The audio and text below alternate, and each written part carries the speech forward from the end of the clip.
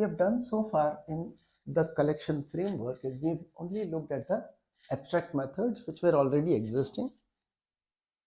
Okay, there are many new things which have been added from Java 8 onwards, and one of the things was in Java 8 interfaces may have the default methods, right? So even here in the collection framework we have default methods for our in many of those interfaces which we have seen, and there are some default methods and they are quite useful. Okay, one of them, let's look at the default methods from the starting from the first thing is collection extends from iterable, right? Okay, and what we saw about iterable is we can use a for each loop. Okay, let's see a default method from iterable interface. Okay, fine. So I'll just put a signature like this, public interface, right? If I look at the iterable interface, iterable of E. Okay, fine. In that case, we'll find, yes, one of the methods, what is the abstract method? There's only one abstract method here, right? Which is returning iterator, fine. The method name was iterator. And this is what we have as an abstract method, right? But it also has a default method. If it is iterable, we can use the for each loop, right? And what we have is a default method like this. A default method returns void, name of the method is forEach. We have a method called forEach. Right?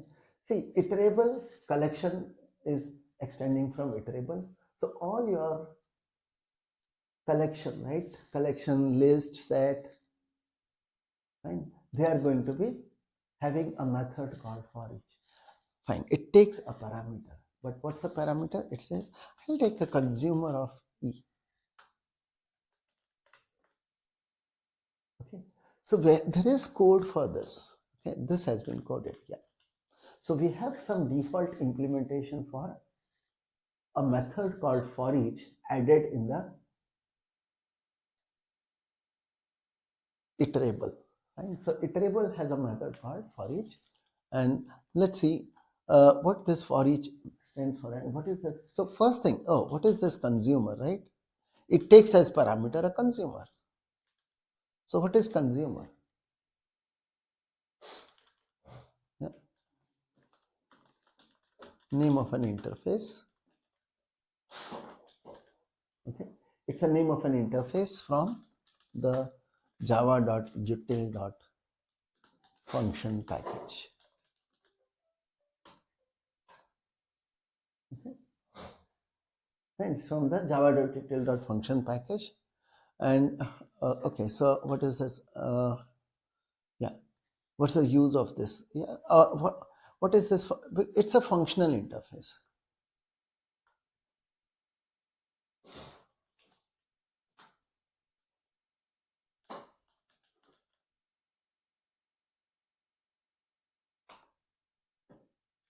Okay, it's a functional interface. So this interface is a generic interface. That's what we understand, right? It's a consumer of E.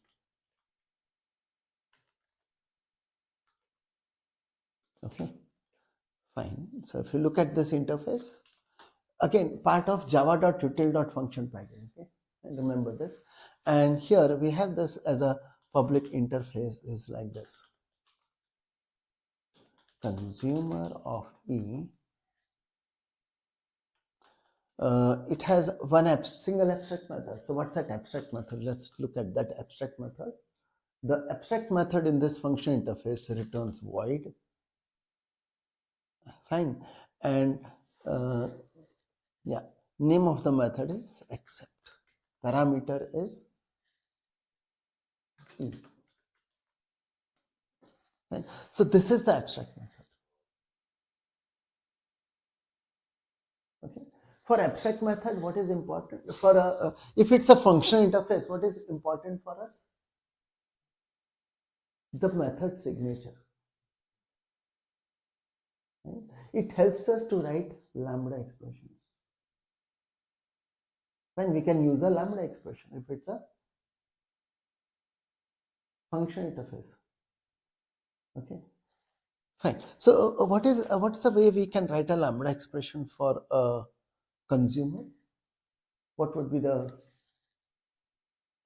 how do we write the lambda expression for a consumer? Some kind of a syntax if you want to have.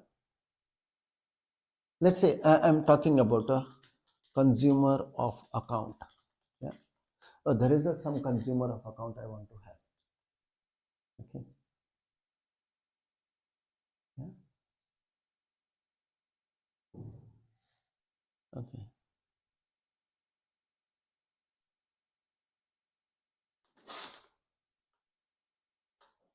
Yeah. Fine. Let's define a function interface. Now, this function interface, what does it say? What's the method signature? What does it should take one parameter as input? What's the parameter? If it's a consumer of account, what's the parameter? And we would have to say something like this: account AC, and write some statement, a single statement or maybe a block, right? So let's say I put something like this: system dot or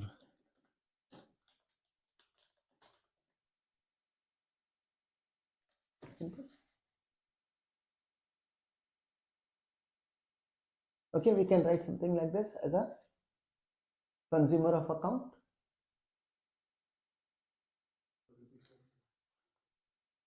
Okay, what is consumer of account? It has a single method, abstract method, which takes input, right? Input will be of type E. So we say, yes, we have. So if I have to write a lambda expression for an interface, I should know the abstract method. What's the input to the abstract method? Account. Put a lambda operator and write the implementation. My implementation here is, okay, I just want to call the display method.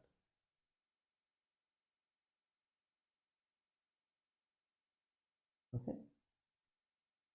And I just want to call the display method. Fine. So now just look at this. Okay. We have written a method. Let me pick up the method from the bank class. Okay. And let's see what we can do here. I will make the change for this. Understand one thing. This is a method. What's the method? The method here, default method is the forEach. What's the parameter? Consumer. Parameter is a consumer. Okay. If it is a consumer, I can write a lambda expression because it's a function interface. Okay. Fine. So let's rewrite in the bank where we list all the account objects, right? We have this one. We have written a for each loop. Instead of a for each, I should be able to use the, so instead of doing it like this, okay, we might just write one line and say, okay, this dot account map dot values. This was our collection which we used in the for each loop, right? Dot, it has a default method called for each, and what's the parameter? Consumer. Okay, now when there is a single parameter, and we understand we don't have to always specify the type, we need not even put the brackets, we can just say AC and write like this also. Okay.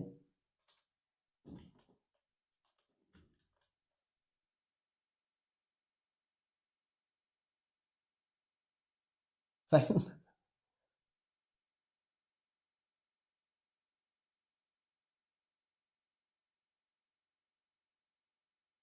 Yes, there is one bracket missing. Yeah.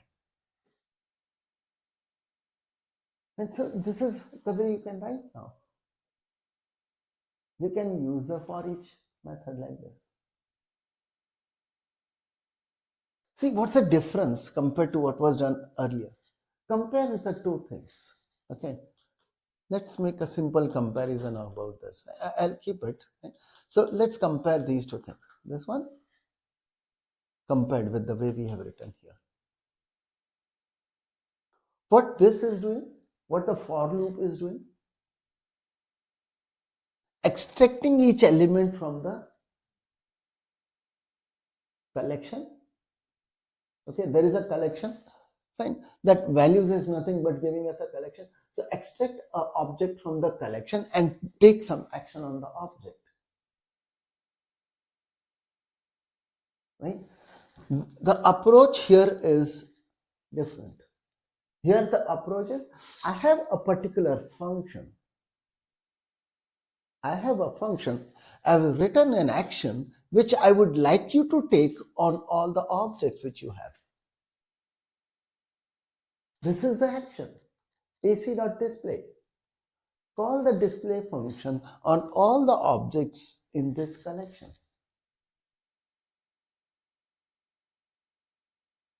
When the action is given to the data structure. Here our data structure is collection of account.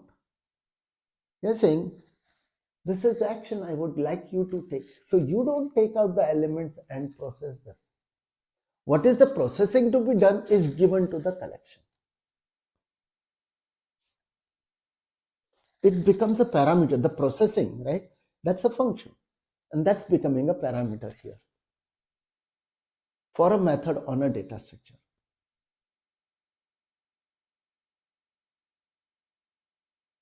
Okay, and clear the difference in the two things. One is you take out the object, right, from the collection and then do something on it. What is to be done? Give that to the structure. This one is more efficient. It's more efficient. Fine. And another one, explain from concurrency point of view. Okay. And from here, it won't make a difference though in this particular case, but it's always likely, it's possible probably, it's possible. Now one thing here, how is the forEach method written in the collection? Do we have any knowledge about it? No, you need not know about it. It's hidden from you. Okay, but there could be a case where the forEach is written in a manner such that, okay, here what is the action being taken? Calling the display method on the account object. But you may have a case where someone says, okay, I would like to update all the account objects. Take some action on all the account objects. Update, compute the interest and update the balances for all the account objects. Okay, fine. So there, is the order important to us? This is definitely sequential, right? This is definitely sequential. The processing here in the for loop is a sequential processing. Pick up one element, do something, and then go back and ask for the next. Unless you have finished the first one, you're not going with the second one. Here, there is a possibility. We don't know how he's done it, right? But yes, wherever possible, they have made the things more efficient. Okay, I'm not saying this particular forEach has been written in that manner that it's not going to be sequential, but it can be concurrency, right? We have multiple cores in our machine, right? So why not we use the multiple cores where it is possible so that we can process things parallelly, right? Processing can also be done parallelly. So if you have a collection, it's not necessary, fine, that we should be going for a sequential processing step. Of course, in our current case, our requirement is a sequential one, but fine. If we understand here, it's actually going to be sequential only. It's not going to change that. But I've just shown you that there can be an implementation where the sequential thing is not necessary. Yeah, there are some other places where we have a method where it won't process sequentially. To save processing time. It can, yes. One more thing is you're less likely, here we have only one step to be done, right? But when we take out element and do something, right? Okay, we are likely to make some mistakes, use that object in a different way, probably somewhere. Okay, so what is to be done? Just give that to the collection. It knows how to iterate. Okay, it knows how to iterate over them. Fine, it knows that very well. Okay, so you don't write the for loops for iterating over elements.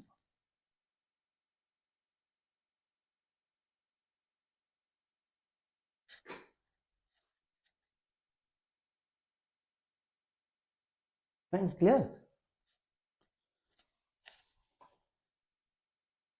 Okay, so we have this consumer, right? The concept of a consumer, and that's fine. So I think we can update this code and go with this now. And the forEach as a default method. Okay, that's a default method of iterable, and collection extends from iterable. So it is applicable to collection, list, set, right? Okay. Fine. Map is not a iterable map, fine. But map has methods to give you the iterable types, right? We have the key set, we have the values, we have the entry set. Yeah, they're returning some kind of a collection. So on them we can do that, right? In this case also, what we have done is from the map we have converted to a collection, and then we have used the for each.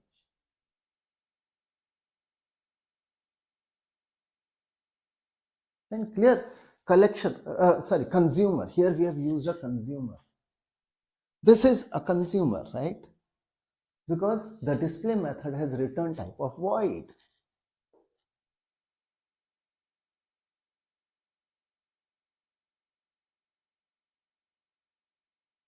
Fine, clear?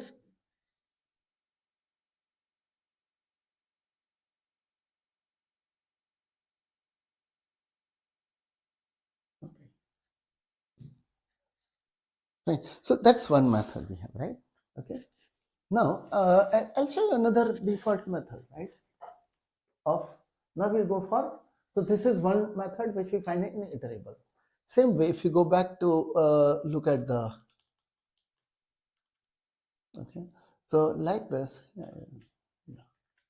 okay. So now we have another. Let's look at from collection of E.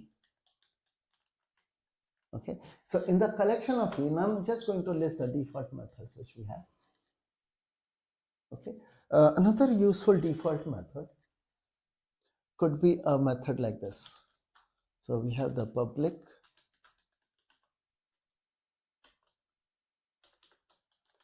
default method. Return type is void. Name of the method is removeIf, and it takes as parameter a predicate of E.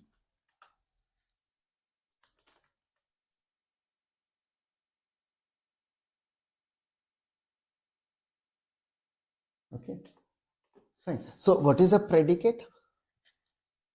Okay, what's a predicate? If there is a predicate of E, yeah, fine. Let's look at the method. This is a function interface again.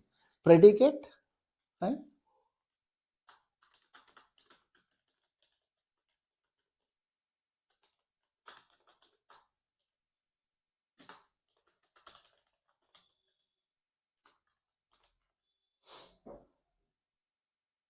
In this package. Okay, and let's look at this, the abstract method. What's that single abstract method we have? Okay, so predicate has this public method returns boolean. Okay, method returns boolean. Name of the method is test, and parameter is the element. So given an element, return a boolean value, true or false. Okay. See, for example, let's take a simple case. Let's say we have a collection of account. Okay. So there's some collection of account. Let's say CA is my collection of account. Okay, it may be from the map we have used values method and got a collection. Okay. Fine. So this collection which we have got, and you would like to so you are interested in doing is remove all those accounts from this collection whose balance is less than 0. You want to remove all the account objects whose balance is less than 0. Okay, so a predicate here would be, okay, so let me put the predicate of account negative test equals something which matches that. So given an account, yeah, you have to return true or false.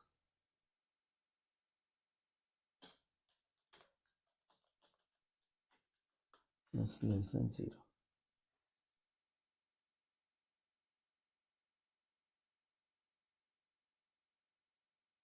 And such a simple thing. Okay, and now how do we use this? So on this collection of account, I can say remove if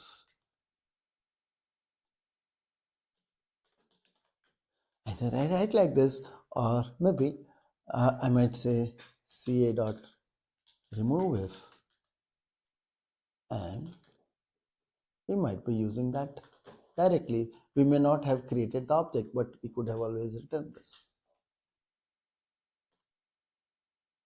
Okay. Okay, since we created this object, therefore I'm using it here. Otherwise, maybe directly I could have done this.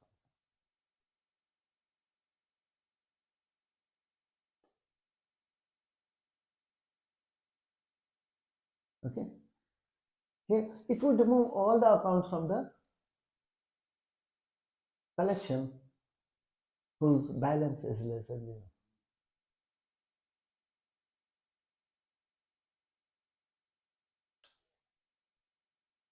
Of course, it was simple to do it, but you would have to write, I think, a for loop, right? For each loop, the way we were writing the for statement, yeah, and then do it. And then inside that, you'll have a if statement. There's no if statement involved here, right? The method name is remove, but of course, there's no if statement. See, what is consumer? Let's see, what is a consumer? What is a consumer? So if you look at the consumer, yeah, consumer represents a function which doesn't return a value, takes input, okay, does not return a value. What is predicate? Takes input, gives a boolean value. That's a predicate, true or false, whether it satisfies something or not, in some kind of a testing. Okay, consumer is some kind of an action. Take some action. I'm giving you this object, take some action.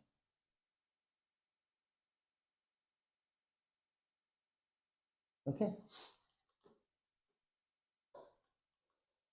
Okay. Fine. So this is what we have, right? There's another one. Okay.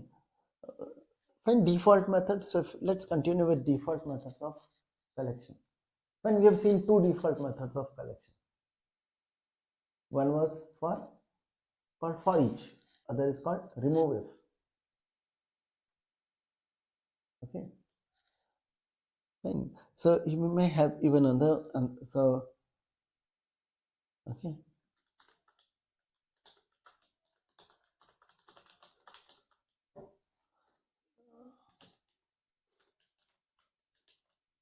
Okay, fine. So we have this public and default method, fine, where the return type is yeah, and name of the method is string. This is one. Okay, where the public default method returns a string.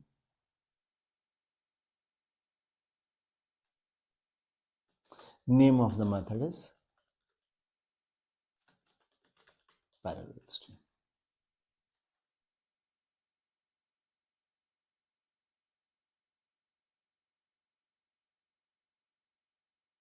Okay. Okay, a few more methods. Okay. We even have a public default method. Now this method which I'm writing is actually a method from iterable again. So this is a method from iterable. One method we have seen from iterable, which is the forEach method, but there's another method called spliterator of E. It returns a spliterator of E. Name of the method is spliterator.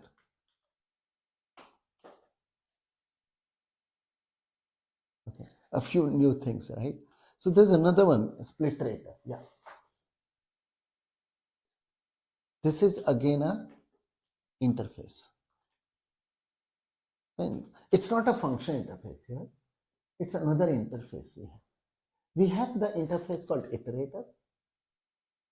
We had the abstract method earlier, which was giving us a iterator.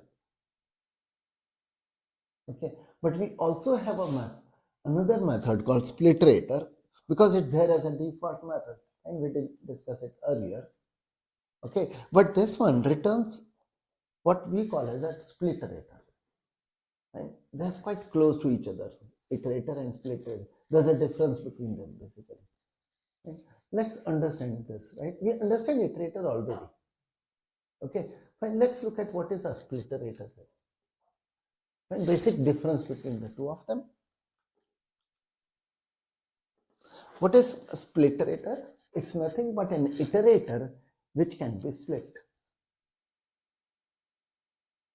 And the name suggests. Okay. Okay, so let's understand what is a spliterator. The main difference between spliterator and iterator, right, from that point of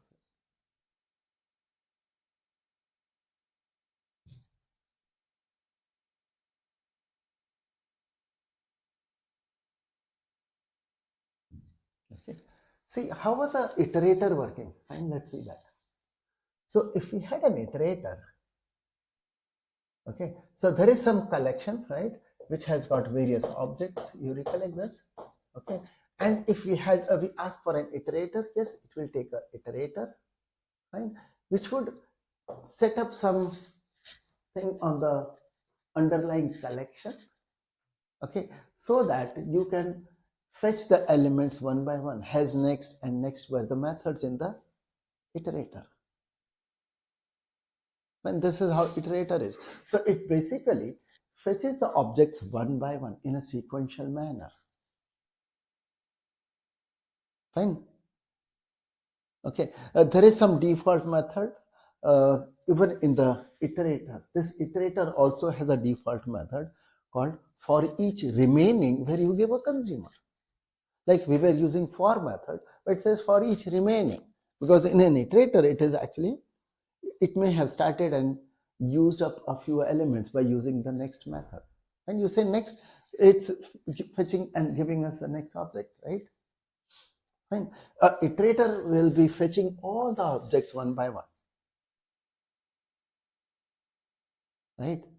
So you can say, okay, I'm giving you the action which I would like you to take in all the remaining objects. When it says remaining means, because earlier if you have used the next method and fetched, those will not be touched. for each remaining. Okay, so that's a method as a default method of iterator. It's nothing but like the for each method of the iterable.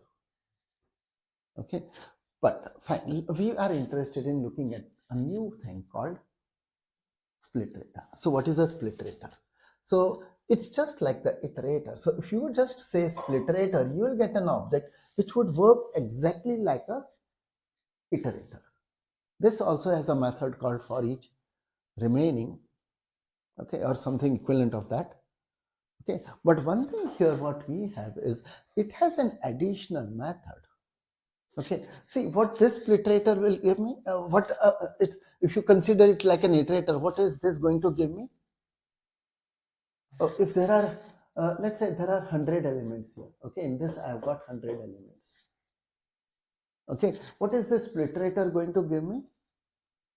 An option to process all the 100 elements, giving it to me one by one, making available all the elements one by one.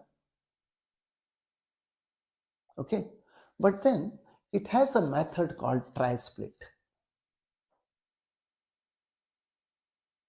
Spliterator, this is iterator, it doesn't have this method. Fine, this is the old one. The new thing which has been added from Java 8 is a spliterator. So if it is a spliterator, right, you can use a method called try split, and if you call on a spliterator a try split method, it would return another spliterator.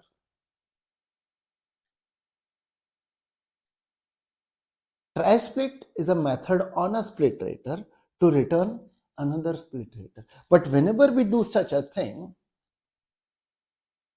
when we say try split, this spliterator, whatever is remaining for the spliterator, is broken into two parts.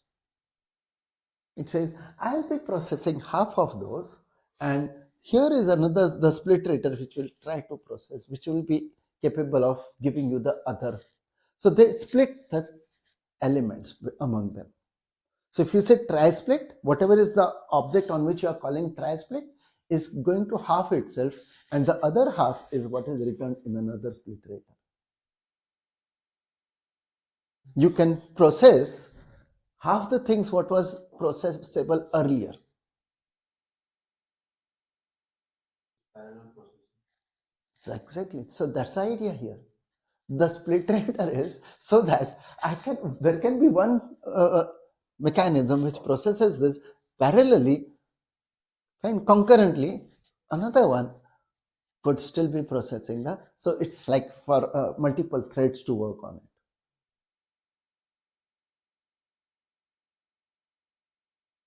Okay, the spliterator, the idea of a spliterator is split the job and split the elements. Okay, someone can then again go for splitting this into two and splitting this further and further. You can split. So if you have more cores, okay, split it according to how many core you have got, so that parallel, then all of them can work parallelly.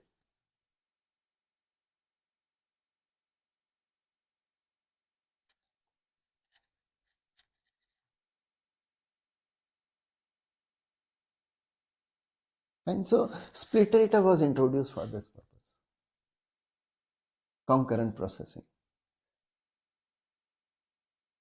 Okay, More time efficient. see, if there are less elements, it's not going to be efficient to split. Okay, if you have really large number of elements to be processed, yes, it helps to use all the core for that. Okay, otherwise managing the threads and the synchronization between them is also going to take some time, and that also consumes something. Okay, but clear what is iterator and spliterator, how they are different.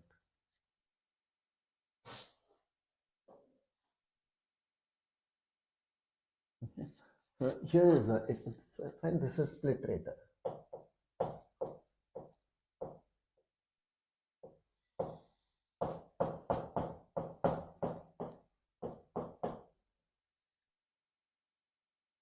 Okay, fine, and that would return another spliterator.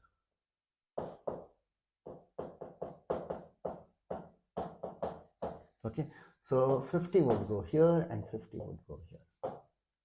And this is the one single one with all 100. Okay. And so if there are multiple threads, one thread works on this, another thread works on this.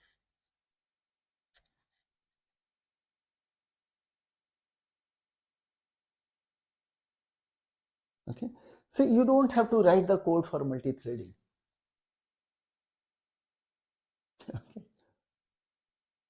Okay. When you don't have to think about, oh, how do I write multi-threaded code?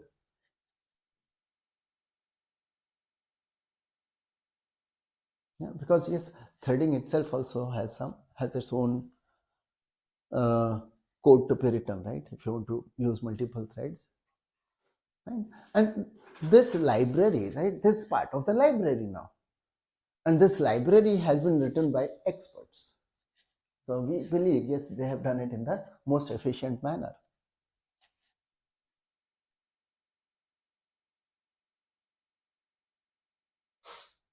Fine, clear? Okay.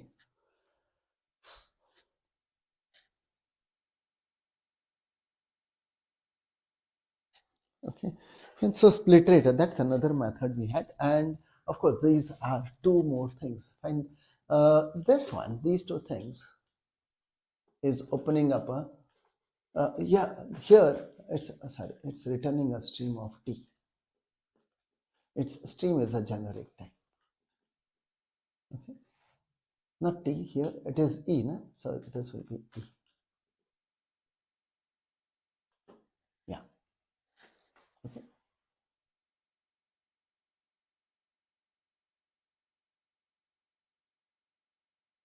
Fine, clear? Okay. Another default method of the, which has been, this method is added in 10 or 11, Java 10 or Java 11, the next one which I'm mentioning. Okay, those are Java 8 methods.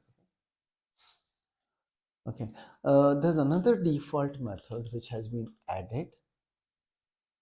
The method returns, yeah, this method has a type T, type parameter T, and the method returns array of T. Name of the method is toArray. Okay, we had the toArray method where what was the parameter? Array. You pass an array and you get an array. Okay, toArray was there. So another toArray added which says int function of tarray.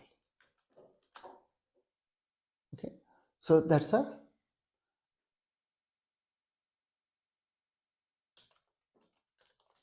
array creator. Oh, it uses another interface called int function. See, what was consumer? It was representing those functions which take one input, return void. What was predicate? Those kind of functions, because these are function interface, and so those kind of functions which take input, return true false, boolean. And what is an int function? Int function of something, right? Int function of, so in general, let me just put this again, this is also, so int function of some type T, okay, is a functional interface from which package?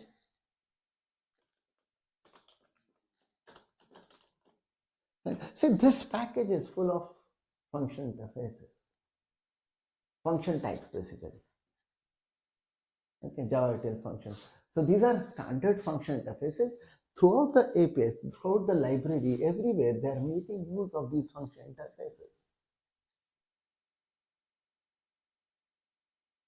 Okay, fine. So what? So if I have an int function of T, it has the method, fine, that's fine.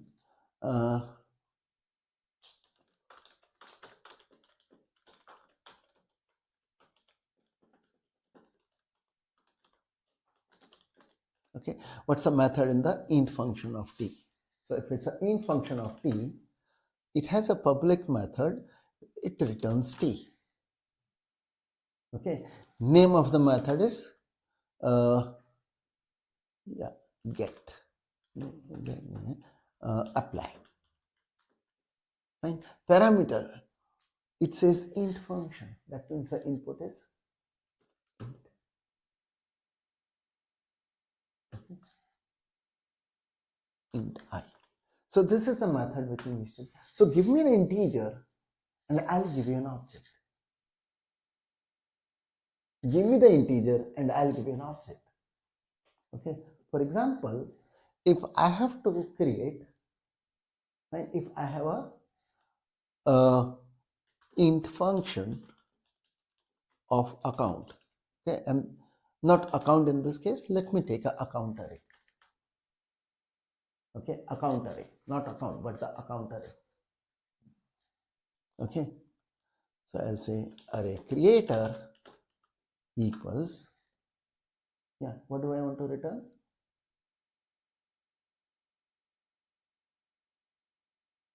There is one input, right? What's the input? That input is the size of the array. Okay, fine. And what should I be returning? New.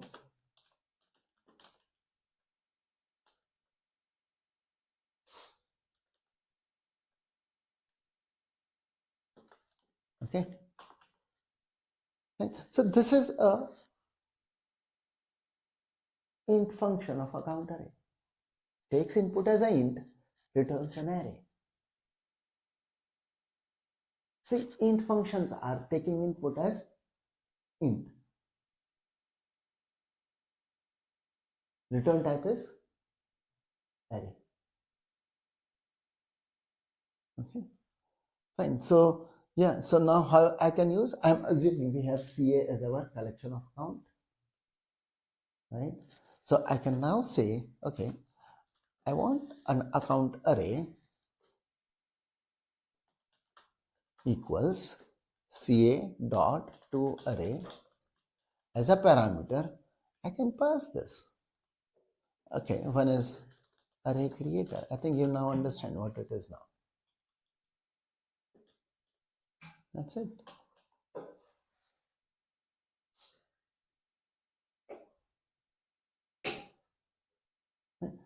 We don't have to write a for loop and we don't have to call the size method on the collection first, allocate an array and then fill it up.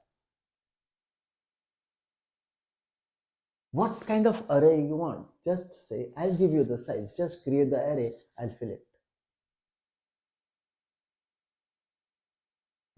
Write the code for creating the array. I'll give you the size.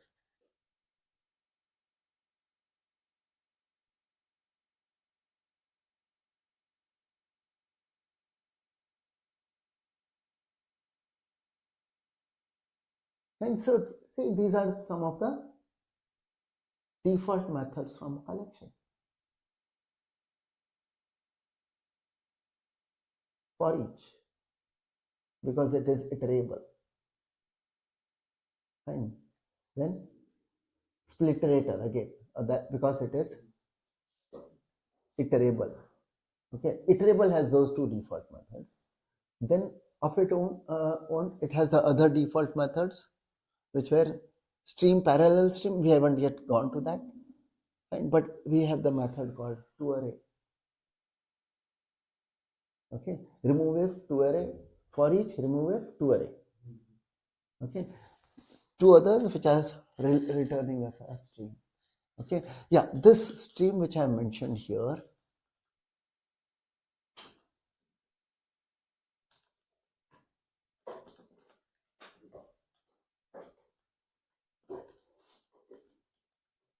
stream of some type T, is an It's not a function interface, I'm saying, okay? Interface in the java.util.stream package.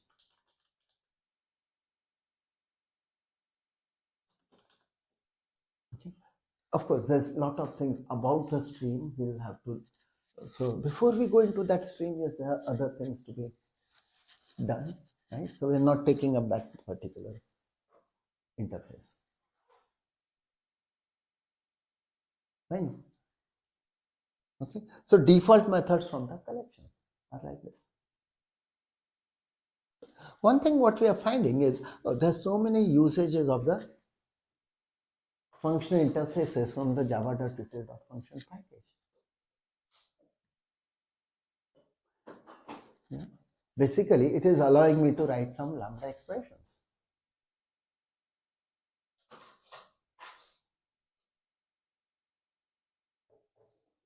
Okay, fine, we are good with the lambda expressions. You understand lambda expressions? Okay, fine. So now, because each lambda expression represents some kind of a function, it's nothing but implementation of a function, fine, corresponding to a function interface. It corresponds to an abstract method of a function interface. Okay, now let me introduce. There are two things we could do. One is we could go ahead with the java.util.function package. Fine. This so let me put the fact here.